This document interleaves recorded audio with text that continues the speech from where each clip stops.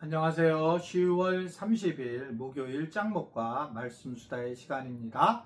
오늘 주시는 말씀은 누가복음 8장 1절부터 15절의 내용의 말씀인데요. 하나님 말씀을 보시겠습니다. 누가복음 8장. 그 후에 예수께서 각 성과 마을에 두루 다니시며 하나님의 나라를 선포하시며 그 복음을 전하실새 12제자가 함께하였고, 또한 악귀를 쫓아내심과 병 고침을 받은 어떤 여자들, 곧 7귀신이 나간 자, 막달라인이라는 마리아와 헤롯의 청지기 구사의 아내 요한나와 수산나와 다른 여러 여자가 함께하여 자기들의 소유로 그들을 섬기더라. 각 동네 사람들이 예수께로 나와 큰 무리를 이루니 예수께서 비유로 말씀하시되, 씨를 뿌리는 자가 그 씨를 뿌리러 나가서 뿌릴새 더러는 길가에 떨어짐에 밟히며 공중의 새들이 먹어버렸고, 더러는 바위 위에 떨어짐에 싹이 났다가 습기가 없으므로 말랐고, 더러는 가시떨기 속에 떨어짐에 가시가 함께 자라서 기운을 막았고, 더러는 좋은 땅에 떨어짐에 나서 100배의 결실을 하였느니라. 이 말씀을 하시고 외치시되, 들을 귀 있는 자는 들을지어다. 제자들이 이 비유의 뜻을 물으니 이르시되, 하나님 나라의 비밀을 아는 것이 너희에게는 허락되었으나 다른 사람에게는 비유로 하나니, 이는 그들로 보아도 보지 못하고 들어도 깨닫지 못하게 하려 함이라. 이 비유는 이러하니라. 씨는 하나님의 말씀이요 길가에 있다는 것은 말씀을 들은 자니, 이에 마귀가 가서 그들이 믿어 구원을 얻지 못하게 하려고 말씀을 그 마음에서 빼앗는 것이요 바위 위에 있다는 것은 말씀을 들을 때의 기쁨으로 받으나 뿌리가 없어 잠깐 믿다가 시련을 당할 때에 배반하는 자요. 가시떨기에 떨어졌다는 것은 말씀을 들은 자이나 지내는 중 이생의 염려와 재물과 향락의 기운이 막혀 온전히 결실하지 못하는 자요. 좋은 땅에 있다는 것은 착하고 좋은 마음으로 말씀을 듣고 지키어 인내로 결실하는 자니라. 예수님이 이제 어떻게 복음을 전하셨는지 각 성과 마을을 두루 다니면서 전하셨고, 그 일로 인해서 많은 사람들이 주님을 믿게 되었습니다. 그러면서 예수님은 이러한 은혜를 겪고 이러한 열매를 맺게 되는데, 그러면서 아마 갈등을 좀 하신 것 같습니다.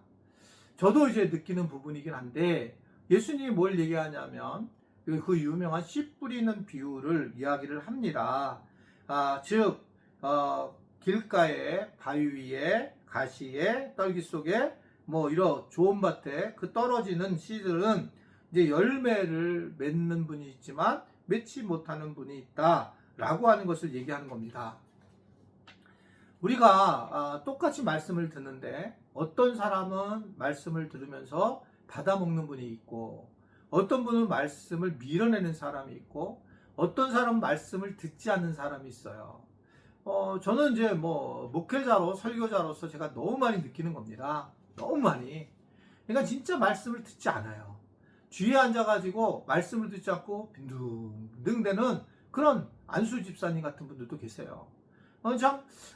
참 저분은 왜 저러지? 이런 생각을 가질 수도 있고, 또는 권사님 같은 분들도 계시고.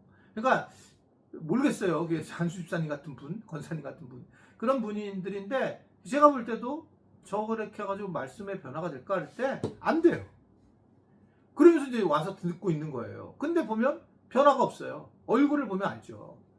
그러니까 이렇게 자기가 말씀을 받았을 때 좋은 텃밭이 안 되면 말씀이 들어오지 않고 말씀이 열매를 맺지 않는다라는 것을 아주 분명하게 얘기를 합니다. 근데 대다수는 우리 교인들은 말씀을 잘 듣습니다. 말씀을 듣고 그리고 진짜 변화가 되는 거예요. 그리고 말씀을 듣는 뭔가 광채가 나고 뭔가 그분의 얼굴의 표정이 달라지는 것들을 충분히 보게 됩니다. 그래서 여러분, 말씀을 조금 앞쪽에 와서 듣는 게 좋고, 말씀을 들을 수 있도록 환경을 좀 만들어주는 게 좋은 겁니다. 그러니까 지금도 환경 자체가 염려한 사람들은 가시가 있어서 결국 말씀을 말씀대로 받지 못한다는 겁니다.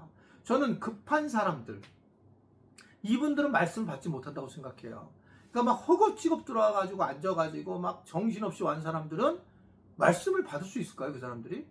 그러니까 지쳐가지고 와가지고 뒤에 앉아가지고 있으면 말씀 못 받는 거예요.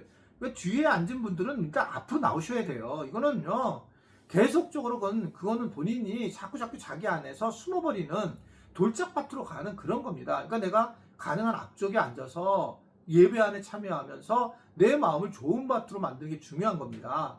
근데 그 자꾸 앞이 비어 있는 것은 본인 스스로가 그런 상황으로 가는 거고, 새 가족들이 올 때는 딜을 하셔도 이해가 되지만 뭐 3년 이상을 교회 다닌 분들은 앞쪽으로 와서 말씀을 만나야 된다는 겁니다. 왜냐하면 이게 그렇게 되면 믿음이 자라지 않아요. 열매를 맺지 않는 걸 아주 예수님 분명하게 얘기를 하는 겁니다.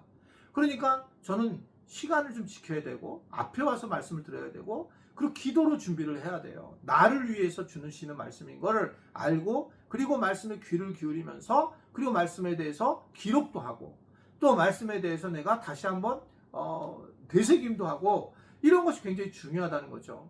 제가 뭐 많이 얘기했지만 우리 교회에 우리 장로님들과 같이 감사의 톡을 할 때 장로님들이 제가 한 말씀을 제가 전하지만 주님이 하신 말씀이겠죠. 근데 그걸 요약을 하시면서 다 많은 분들이 그렇게 해요. 그렇게 요약을 해 너무 잘하시니까 그렇게 내 삶에 적용을 하시는 거죠. 그러니까 그 장로님들도 말씀을 잘 듣는 거죠. 제가 이제 장로님 얘기를 많이 하는 이유는 이제 장로님들과 함께 결국 제가 지금 사역을 하고 있기 때문에 이런 얘기를 하는 거예요. 우리 교인들도 아마 그러겠죠. 그러니까 그런 부분에서 우리가 환경과 상황을 바꿔놓는 것은 굉장히 중요하고, 상황 환경에 따라서 결단하며 살아가는 것은 정말 하나님께서 우리에게 주시는 것이라고 생각을 하셔야 됩니다. 주시려고 하는 것들을 우리가 준비하는 것이 매우 중요하다라는 거예요. 제가 이제 우리 교회 상담을 되게 중요하게 여기고 상담을 끌어들인 이유도, 내가 마음이 먼저 풀어져야지 말씀이 들어오는 건데, 내 마음이 안 풀어지고 내가 여러 가지 걱정과 염려가 있으면 그 가시덤불이 생기니까 이걸 제거해 주려고 하는 거예요. 그래서 말씀이 힘이 없는 게 아니라 내가 그렇게 했을 때 말씀을 잘하지 못하게 한다 라고 하는 것을 기억해야 된다는 겁니다. 그러니까 말씀이 쉬러 왔을 때 이걸 어떻게 받아들이냐가 중요해요. 그러니까 이번에 뭐 기도에 대해서 우리가 지금 추수감사절 특세를 하고 있는데, 이 부분에서 내가 어떻게 기도를 갖다가 해야 될 것인가, 어떻게 내가 말씀을 만날 것인가 라는 게 중요한데, 기도는 안 돼, 기도할 수 없어, 이렇게 되면 벌써 자기가 이게 선입견으로 막아버리면 은혜를 못 받는 거예요. 아멘이시죠? 그래서 이 부분을 우리가 잘 기억하셔야 돼요. 내 양심도 되게 중요하고 내 마음밭도 되게 중요하구나. 그러니까 바울이 그래서 뭐라고 했냐면, 우리가 할례를 하는데 육신의 할례를 하지 말고 마음의 할례를 해서 마음이 그 씨를 받을 수 있도록 준비해라. 마음에서 생명의 근원이 남이니라 라고 이렇게 말씀하는 이유들이 바로 다 거기에 있습니다.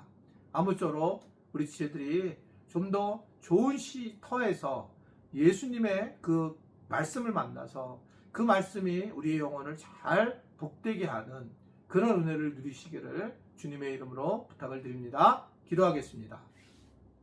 하나님 아버지, 우리가 말씀에 잘 반응하며 말씀 속에서 큰 은혜를 누리며 살아갈 수 있는 우리 모두가 되게 하시고, 무엇보다도 말씀을 전하는 자도 잘 준비하게 하시고, 말씀을 받는 자들도 좋은 밭이 되어서 말씀에서 큰 은혜가 임하며 그 말씀이 무럭무럭 자라서 새들이 와서 그곳에서 안주할 수 있는 그런 은혜까지 누리도록 말씀의 풍요로움이 가득하도록 도와주시고 인도하여 주옵소서.